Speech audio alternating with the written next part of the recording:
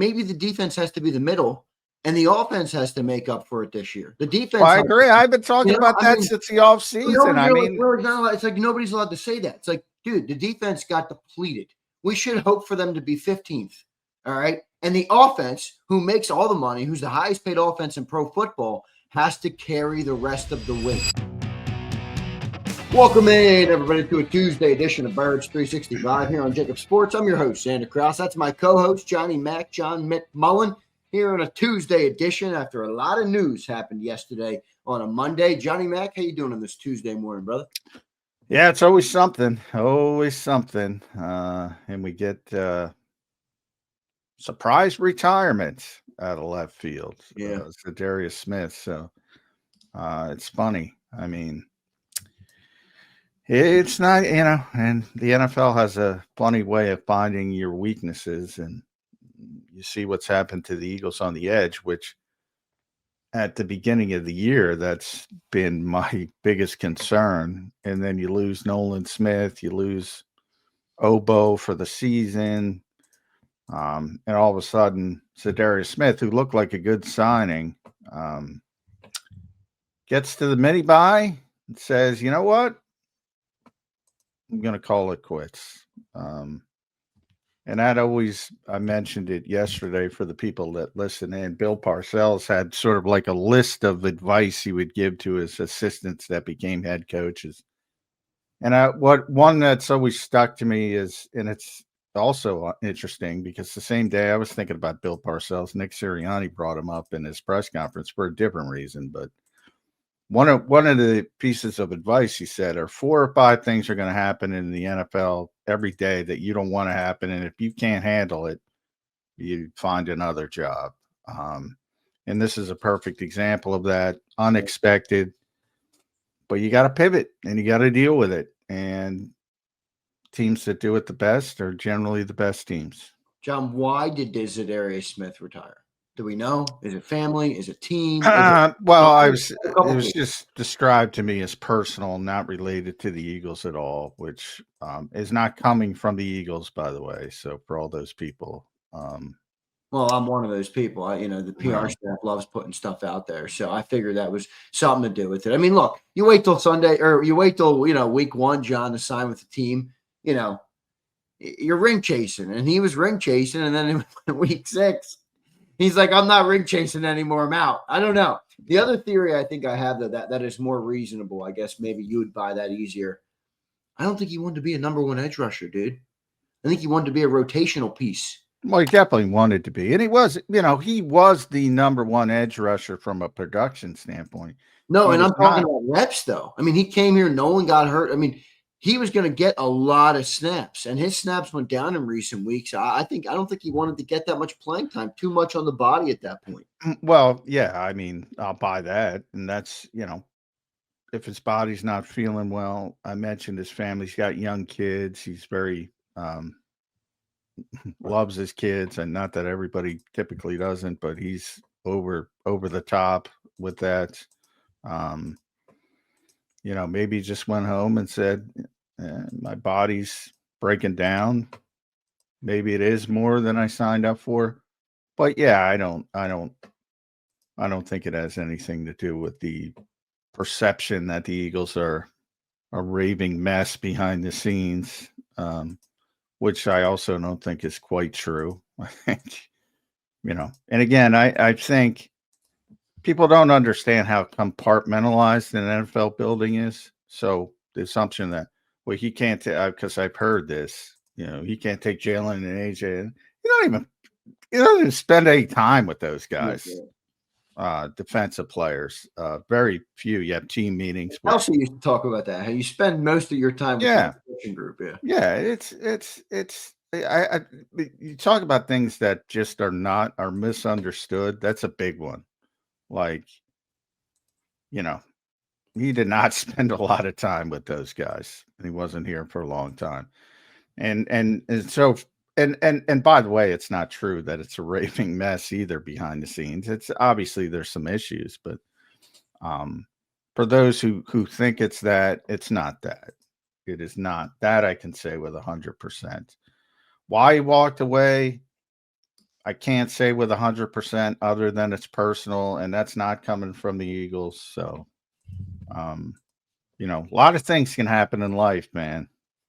A lot of things. And I hope it's not somebody sick or somebody, but, a million things can happen. And I think people forget that. But Well, whatever might from a have happened, football standpoint, it doesn't help the Eagles. no, it does not help the Eagles at all. I mean, he did walk away, so the Birds are, in a much worse spot without him because they were already very thin. You brought up Nolan's out right now in IR. The presumption on Nolan is when? Return after the bye week, so at some point in November. And I know we have the presumption he's going to come back and just be healthy. I don't know if we can presume that. Obo's out for the year. So you're looking at Josh Uche, you're looking at Azeez Ojulari, Jalix Hunt, Patrick Johnson. I don't know if there's anybody else I'm missing, but I don't know. That doesn't sound like a Super Bowl edge rusher. No, but I don't know that's what on you the expect them to do here. that's on the 53. Yeah, they're going to have to make a move. It's just a question of how splashy that move is. But this has been a situation where, look, I think if Nolan Smith is healthy and Za'Darius Smith doesn't retire, I don't think that group was good enough. I've been honest about that. It's a lot better than it is right now, but I don't even think that group is good enough. So that tells you where you are at this stage, heading into week 7. In a game where I always talk about quarterbacks there's certain quarterbacks that will allow you to sack them. And by that, I mean, they're going to hold on to the football. And Carson Wentz is one of those guys. Yes, The Eagles fans know that. So this would have been a chance for them to get a little bit healthy on the pass rush, get a little bit of confidence, like Denver against Justin Fields. Everybody, that guy's going to take sacks. That's what he does. There's certain guys who take sacks. And now, I mean, it's Jalix Hunt and Josh Uche and Azeez Ojulari and Patrick Johnson. Who do you expect to start this weekend? Hunt and Uche.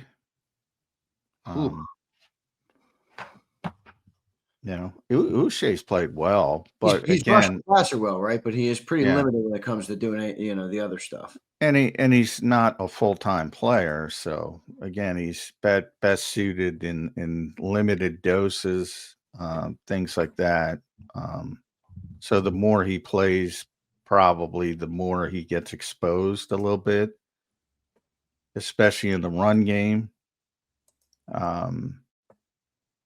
But it's the best you got right now.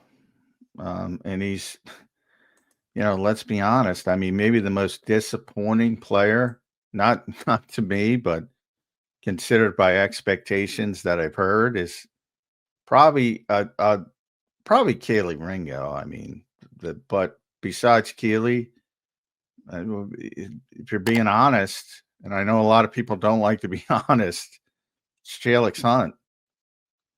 I mean, he's not ready to be a starter in this league. Yeah, is that on him though, or is that on the Eagles for getting rid of everybody and going the Temu route at every freaking position, John? Every spot on defense, they chose Temu, whether it worked or didn't.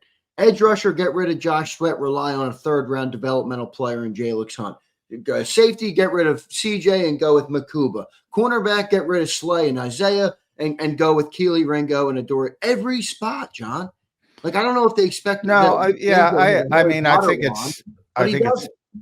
it's fair to say the Eagles jumped the gun. I mean, they're the ones who did it. They're the ones who created these expectations. I agree with that, and it's definitely unfair to the kid. If you were, it could still be a good player one day, but we're all acting like, or at least, he's not right now. You're not wrong. He hasn't been good, but I think he could be a good player. And now we're development. A lot of that throw him into the fire, at the wrong time. Yeah, a lot of that depends on how he handles it mentally, to be honest. Some guys have learned from it and become better players, and some guys just sort of are beaten down to the point that they go in the opposite direction. But by no means am I saying he doesn't have an opportunity to get better, but there's too much on his plate. Like, this would have been the perfect year for him to be the third or fourth guy. Give him a little bit more reps and incrementally ramp him up, be situational. And right now he's number one. Injuries factor into that, obviously. Nolan would be number one, and Nolan's fine. But right now, going into this game, Jalen Hunt is your number one edge rusher. And you can go down every single team.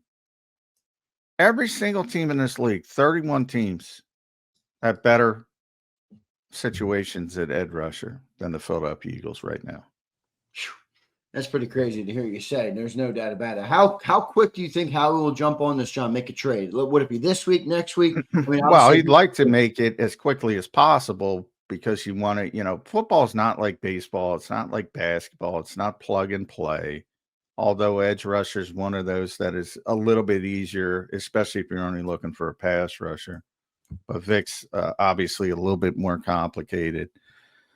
So you want to get it done as quickly as possible, but you also have to, it takes two to tango. If somebody wants to wait and see, I don't know where Miami is. They should be giving up, but I don't know where they are. And if they want to make the move this quickly before November 4th, a lot of people have brought up Jermaine Johnson from the Jets. The Jets obviously stink. Yeah. Can they give up? Sure. But is it 100%? No. How big of a move you think the Eagles are looking to make? I mean, there was conversation they were involved in Micah. Now, we had the full context of that. Dallas probably was never going to do it. Maybe the Eagles never even thought that it really was a possibility. They just wanted to call. That's a big move. Now you're later in the year, so it's probably harder to make that big of a move. But how big of a move in relation to that do you think they're looking to make? Or are they looking to make another Za'Darius Smith sized move? I think they're looking to make a Jermaine Johnson, Jalen Phillips, Bradley Chubb type move. Okay, so a little bit more significant. Yeah. I think they'll be looking to do that because they need a starter. They need a guy who can play. Hopefully when Nolan Smith gets back, if he gets back, they need a guy to pair with him and play most of the reps and then kick Jalen Hunt down to the number 3 role. So that's what I think they want to happen. But there's also a bunch of teams looking for help. So you're also dealing with San Francisco, most notably. He's on record. They're going after an edge rusher.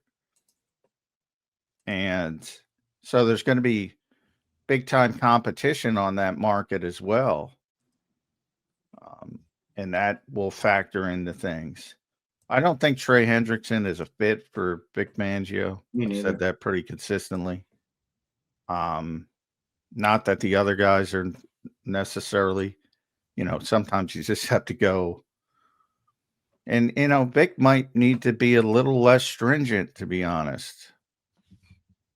You always I want a guy who can do this. Like we go back to Bryce Up. I want a guy who can do it all. All right. Well, that's off-season talk. Now it's Band-Aid talk. Tough for me to can play. Sorry, but I hear you. I agree with you in the moment right now that Vic is going to have to take on that approach, but I can't put this one on Vic Fangio. They depleted his entire number one one of the best defenses this organization's ever had. That didn't let Mahomes get past midfield for 10 drives. They depleted it, John, because all their money's tied up on offense. And we're still not allowed to talk about the offense. It's the goofiest thing in the world. The 30th ranked offense, the 31st ranked passing game last year, has all the money, and we destroyed our defense. And now here we are looking at, shopping again on the market in week 6. Not a good setup. Howie did a bad job this offseason. Well, the contracts, the contracts are circumstance. I mean, they're going to get paid, but they have young players on defense. But obviously they have a core group of guys who are going to get paid. It's just the way the NFL, veteran guys get the big contracts, and if you're on your rookie contract, that's why everybody likes to get the quarterback on the rookie contract and hit on that so you can build the rest of the roster. But when you have to pay stars, again, you're talking about second, third contracts. And right now, all the second, third contracts are on the offense. That's not a plan. That's circumstance. That's just the way the business works. And that will begin to change when Jalen Carter gets paid, and Cooper DeJean and Quinyon Mitchell, and hopefully Nolan Smith, et cetera, et cetera. And down the road, even start a little bit with Zach Bond, if you want to go way down the road with Jahad Campbell, players like that. That will begin to change, and it'll have to even out more. And you'll have to move on from Dallas Goedert officially. You'll have to move on, whether it's retirement or walking away from somebody like Lane Johnson. Yeah, I think expectation is part of it too, though. Like even in the fan base, where people expect the defense to be the best defense in the NFL again, but they're not built to be the best. Like maybe the defense has to be the middle, and the offense has to make up for it this year. The defense. Well, I agree. I've been talking about that since the offseason. It's like nobody's allowed to say that. It's like, dude, the defense got depleted. We should hope for them to be 15th. All right. And the offense, who makes all the money, who's the highest paid offense in pro football, has to carry the rest of the weight. And they're not doing that at all right now, which is why the defensive struggles are compounding and hurting us more, at least in my opinion. Well, I mean, that's, again, if you look at each move individually, I agreed with the Eagles in the fact that, look, Milton Williams is a really good player, but I can't pay him that. Josh Sweat's a really good player, but I can't pay him that. Those guys. Now, where I never said and where I moved away from the fan base dramatically, they're acting like it's not a big deal. And Moore will just step in, and Jalix will just step in. Look how long it took Milton Williams to become Milton Williams. Look how long it took Josh Sweat to become Josh Sweat. Just having a great year. You don't just turn it on because it's your turn. You got to. There's a ramp up here. I always talk about skipping steps. That's what people have done with Jalix Son. He might be a really good Josh Sweat level player in 2 years. What he wasn't going to be is Josh Sweat in year one as a starter after playing 250 reps. It just wasn't going to happen. Now they wanted, because Isaiah Rodgers is up this week and he's having a great season, they wanted to bring him back. It didn't work out. But they planned on losing Slay. They didn't plan on losing both of them. And the pivots have not worked. Keely Ringo has not played well. Didn't play well in the summer. He's not playing well now. Adoree Jackson has not played well. Mac McWilliams isn't ready. So, yeah, I mean, I was looking middle of the road defense at the start, and that's probably where they're going to be. But they overachieved in the first 4 games. So I think that built a quiet confidence up. But boy, when they lost Jalen Carter and then Quinyon Mitchell, you saw something you were like, oof. Yeah, I mean, look, they can't expect them to prevail through that. John, what do you think Howie would send right now for an edge? Is it a mid-round pick, second round? That feels rich to me. Where do you think he'd go here? What do you think his limit would be on this setup? Well, when you talk about trades, you always talk about contracts first. Right. So, I mean, the higher the contract, and I'd have to look at somebody like Jalen Phillips has a pretty big contract. That's obviously going to deter what you send back. Jermaine Johnson, somebody like that, still on this rookie deal. That's probably going to, even though Phillips is better, or has been better. I haven't looked into how they're playing this year. that makes that the lesser contract makes that person more valuable. But I would think he'd be willing to go for somebody who can truly be a starter, a difference making, contribute for more than 1 year. He would go as high as a third rounder, and knowing how he will flip it, so he'll get a fourth back, third, Right. he'll flip it like that. I think he'd be willing to do that. I don't think there's anybody out there that would demand. The one guy out there that could potentially be traded, but again, is complicated by the contract. That's a legitimate big time pass rusher, Trey Hendrickson. And I don't think he's a fit. I don't think he'd be happy here. I don't think Vic would be happy with him. So I don't even sort of take him out of the equation. There's no Micah Parsons out there. No, yeah. That you're willing to shift your whole organization. Trayvon Walker. No, I don't think they're trading him anymore. He's 4. They're 4-2. They're not trading him now. No. I never thought they would. There was no reason to trade him other than new regime. That's the whole thing. New regime. Other than there was and they are paying already an edge rusher $30 million. Yeah, but that's something that when you have somebody under a rookie deal, you don't have to make that move until the rookie deal's done. Then you make the decision. But again, they're a bad organization, and that's why they constantly shift. And hopefully they're figuring it out for their sake. But yeah, there's no other than bad organization, regime change. I don't know why they would have made that deal to begin with, which is what I constantly said. John, how good does the Eagles offense and Jalen Hurts have to be this year with the changing of the circumstance in terms of last year you had a number 1 overall running game, you had a number 1 overall defense, and those things obviously were a big part of the reason the Eagles were able to dominate their way to a Super Bowl. Now with those things not performing what they were a year ago, which none of us probably should have expected them to, as you told us all off season, how good does Jalen Hurts have to be to kind of make up for that, those changes on the team? Well, I mean, I think he's played at a pretty high level, overall. So, I mean, I think the disconnect is people want him to change how he plays. And I don't advocate that.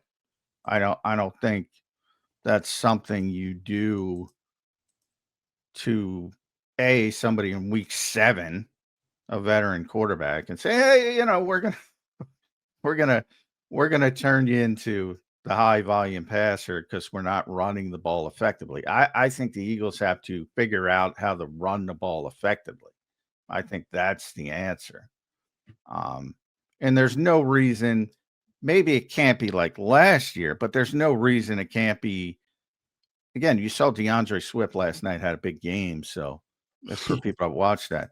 Yeah, people forget how good they were running the football with Miles Sanders and DeAndre Swift. Why can't you get back to that level? Offensive line's beat up, man. They look it.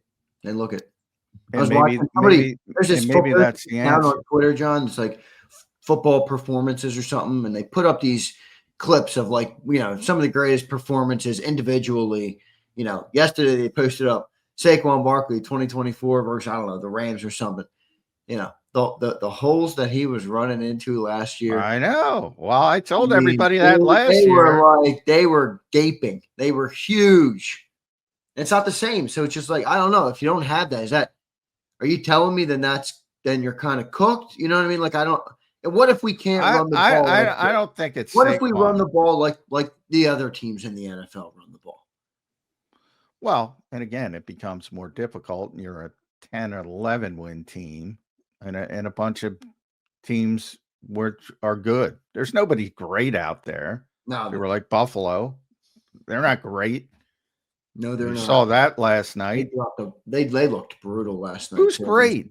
You mentioned Tampa Bay as your top team in the NFC, which I have no issue with. You can certainly pick them. They're not great. Oh no, they are right now. I mean, they're 5-1 and they're prevailing. They've had injuries on the offensive line. They've had injuries to running. Well, and they persevered well, but Yeah. I don't look at them and say they're a great football team. They're a good football team, and they've done a good job persevering. And that's what I say about everybody. The Rams, they're good. They're not great. It's fair. Detroit, they just got spanked. They're very good offensively, Yeah. dealing with the same injuries. Green Bay has been a disappointment to me, although they played great defensively. They're good, but they're not great.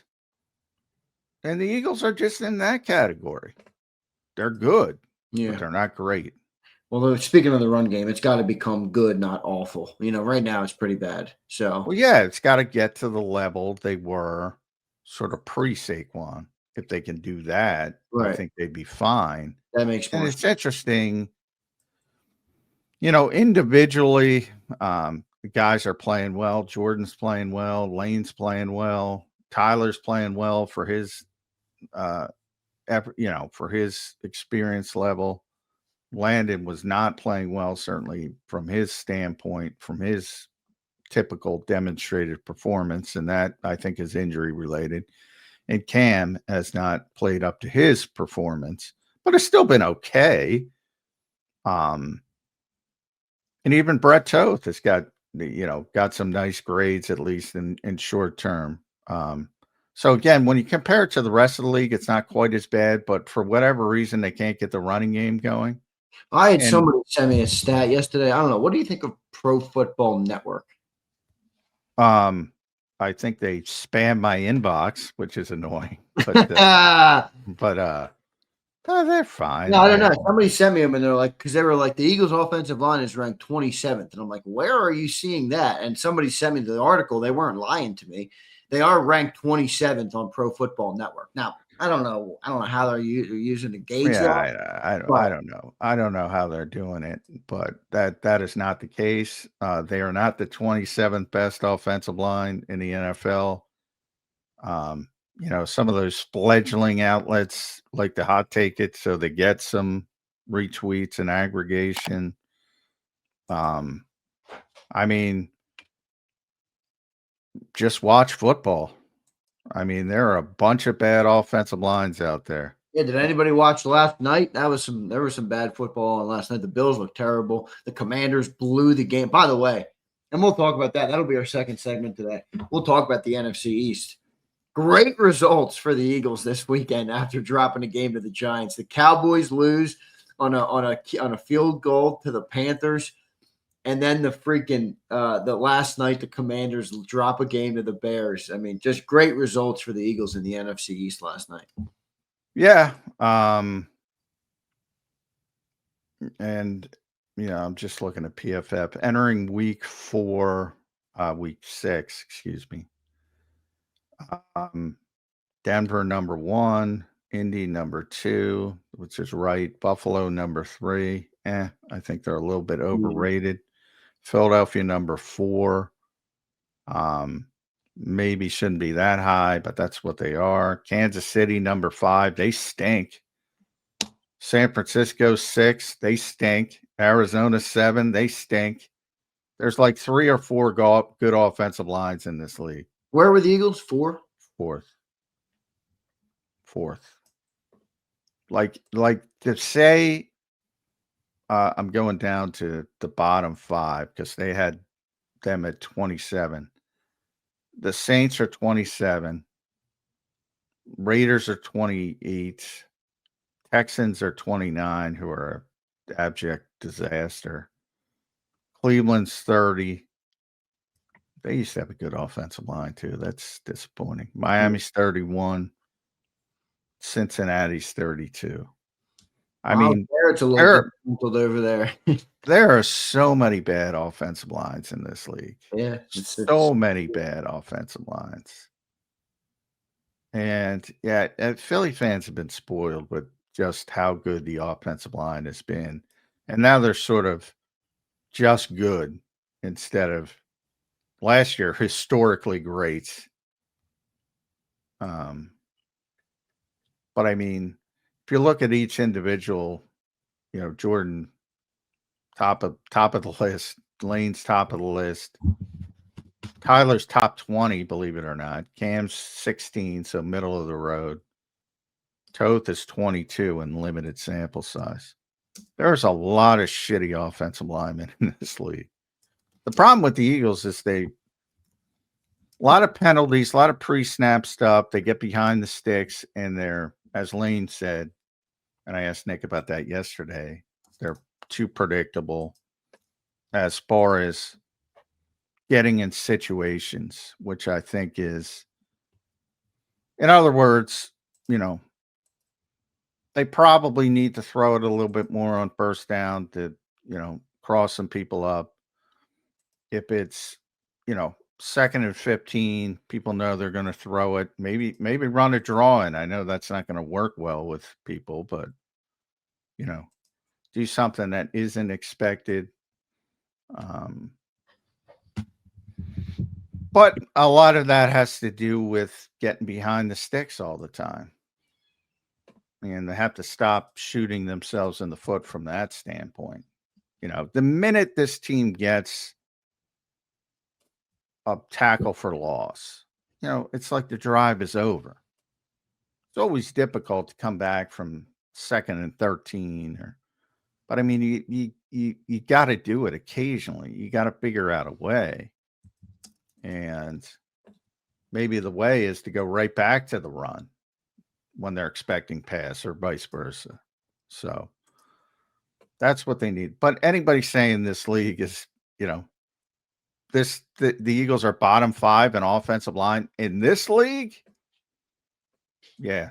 Stop spamming my InBat box, Pro Football Network. John has officially added them to the shit list. Yeah, I mean, there are so many bad offensive lines in this league. I know.